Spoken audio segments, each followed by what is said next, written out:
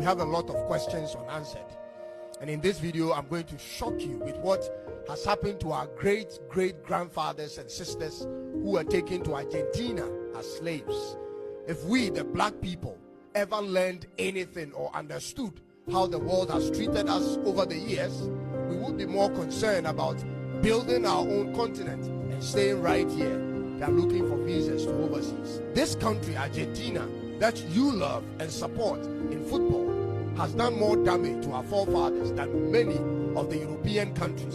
And I'm going to break it down and prove it to you every step of the way. Make sure to fact check me if you doubt. Argentina is not an innocent country, ladies and gentlemen. Argentina has many unanswered questions about what happened to the black slaves from the western coast of Africa who were sent there. You see, from the 16th to the 19th century, tens of thousands of black African slaves were brought to Argentina, mostly through the port of Buenos Aires. I'm talking about some 300 years ago, and I need you to understand in the simplest way, ladies and gentlemen. These enslaved Africans were brought in to work as domestic workers, work on the farms, work in the military, and in the construction and labor industries. They pretty much did so much work in the building of Buenos Aires, the capital city of Argentina, at no charges.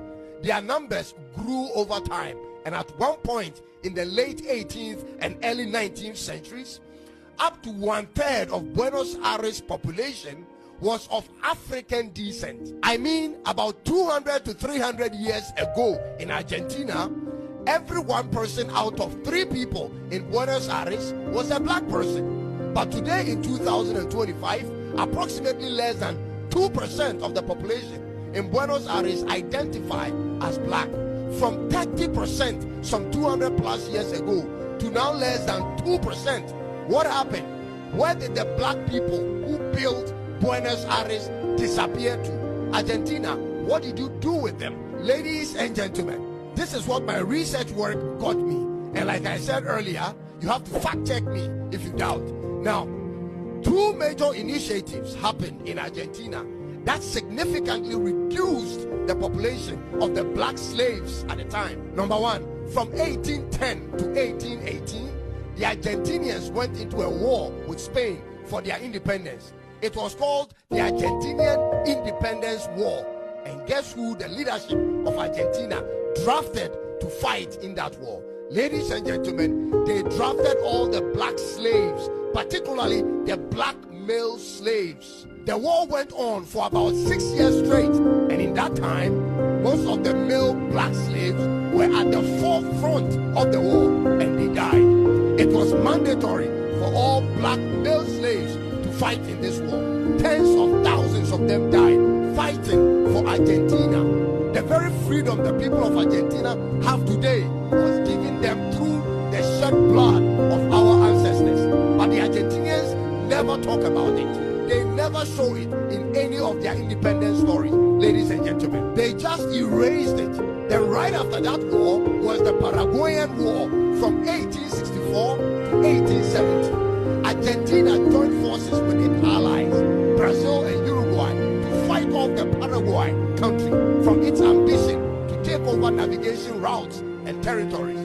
Here again, the remnants of black slaves were put at the forefront, and thousands died in that war.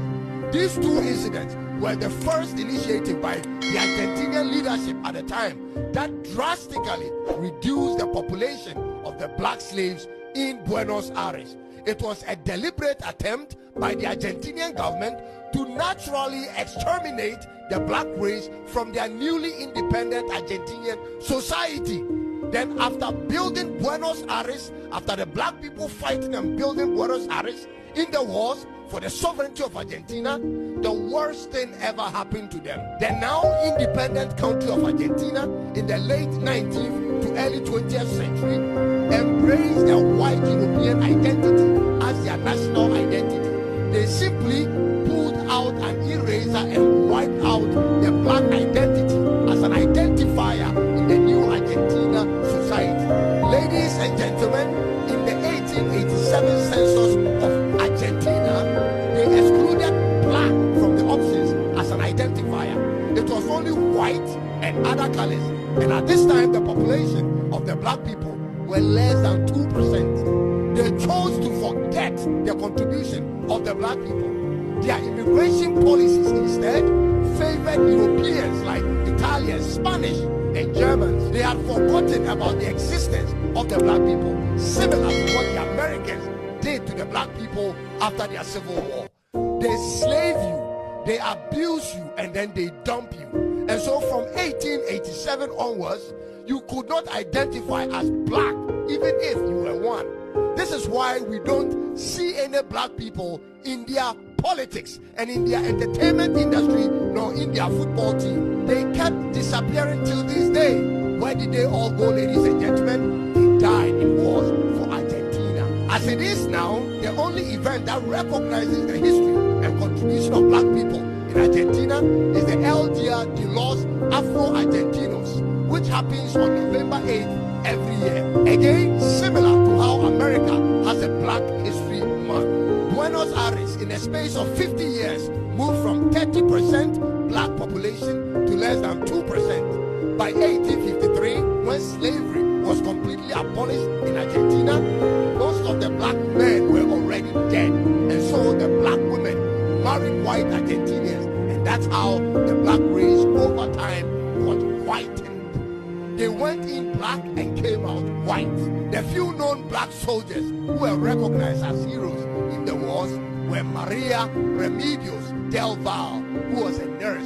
She was wounded, captured, and tortured by Spanish forces severally, but kept returning to the battlefield, ladies and gentlemen. The truth is this: after Argentina's independence, she was left in poverty and had to petition Congress to recognize her service to the nation. Does this story sound similar, ladies and gentlemen? The other soldier is Pedro Pablo Morales, who was a sergeant major.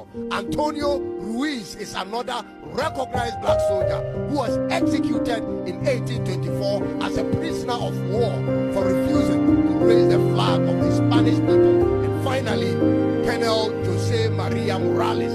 They fought and laid down their lives for the freedom of Argentina. The rest of the black men, ladies and gentlemen, who still found it difficult to survive in Argentina, had to leave to Brazil and other parts of Southern America. They weren't appreciated. This is the story behind why you don't see black faces in Argentinian events. For some people, they didn't even know black slaves were once upon a time a vibrant race in Argentina. Ladies and gentlemen, we cannot change history, but we can make one. The black race has proven to be a builder and a fighter, whether as slaves or free men. We have to use that ability to build and fight for ourselves at this point. We have a continent to build, and we have the resources needed, ladies and gentlemen. What we need is people who love this land and its people. We need such patriots to fill in positions and lead the way. Our story has been truncated in the last 400 years. We were captured, dispersed, abused over that period, but now a new generation is coming. This generation will build Africa. The old generation must make room for the new. Ladies and gentlemen, we don't need a Paul Biya sitting as president over the years for 40 years plus. We don't need that. Al-Hassan Ouattara as president for 15 years and Museveni as president for 40 years. We don't need that. They've served their purpose. They must leave the scene for fresh ideas. There are smart and patriotic young Africans who have ideas that can transform this continent. Don't waste their time. I tell you, don't waste their time. You are just occupying spaces. Make way. The revolution has started, and we need all hands on deck. This is Africa's time to shine, ladies and gentlemen. And to all black people from any corner of the world, you are from here. You are needed here. You are loved here. If Argentina doesn't want you, we have space for you right here.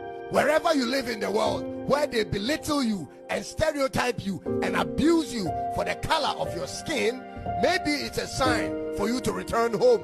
Start that journey from today. Do your research and book that flight. Start from Ghana, because this is where you were actually exited. Ladies and gentlemen, you are always welcome home. And I invite you to come back home. God bless Africa and keep the fire alive.